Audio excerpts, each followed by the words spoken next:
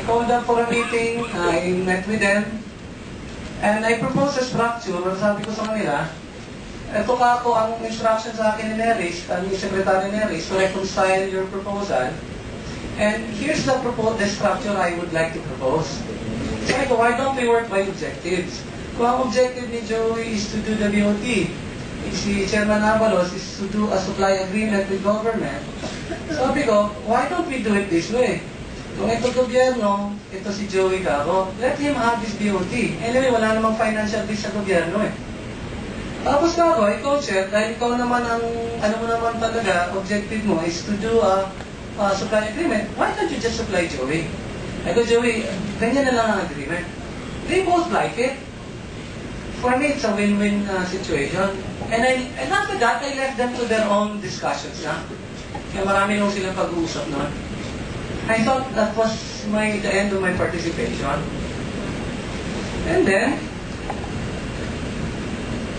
the trouble started when Chairman Avalos told me na, o Jun, yung maganda na itong structure na to, proteksyonan mo lang yung 130 natin dyan. Sabi ko, Chair, mukhang malaki yun.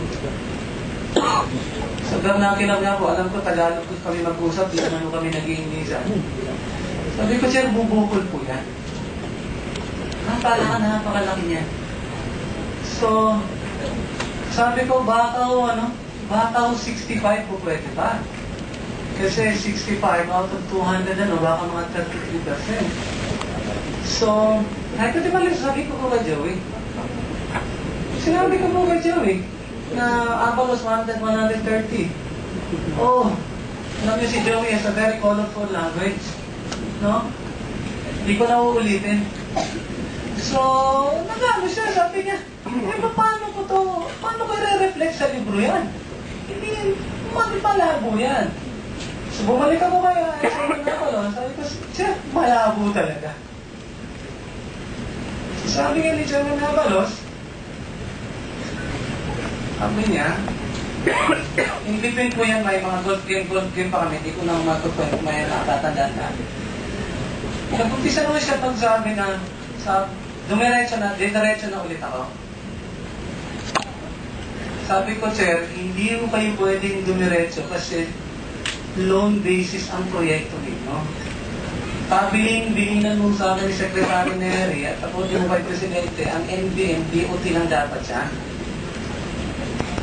So, ang niya is, medyo nagagalit niya sa isang dali. Tika, tawagan natin si Pare, tawagan natin si FJ. Sabi niya. Tingnan niya telepono niya, sabi niya, Pare, nandito sa katabi ko yung Taganeda. Because yung Taganeda, dahil because of Secretary Neri. Sabi niya, ang sabi niyo raw, hindi pwedeng iutang ang project ko. Hindi ko naman namimigay sa kabila. Ano sabi niya, kung ganyan kayo kahirap kausap, ayoko na rin kayong kausap. Kalimutan niyo na lahat yung pinag-usapan natin. Tapos, meron, binabala niya, tatawag yung sabi niya. Si Chairman Avalos po, pagkaibigan niyo, napakabuting kaibigan. So, tumawag niya. Sabi niya, okay na. Kaya ako po nalaman na totoo yun. Kinabukasan, may dumating na sulat galing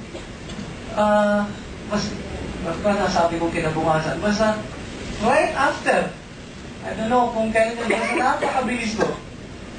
May dumating na sulat galing sa Chinese ambassador na binigyan ng copy ng NEDA na meron ng sulat na meron ng available na loan facility to NBN independent of the cyber education. So, napabili ko ako no? Nag-report ako yung Secretary Neri. Sabi ko, Rob, siga talaga to si Chairman. No? Sabi niya, John, kaya mag-iingat ka. Mag-iingat ka dahil sabi niya, hindi pwede yan. So, do your best na maayos mo yan. And sabi niya, you moderate that grid. No?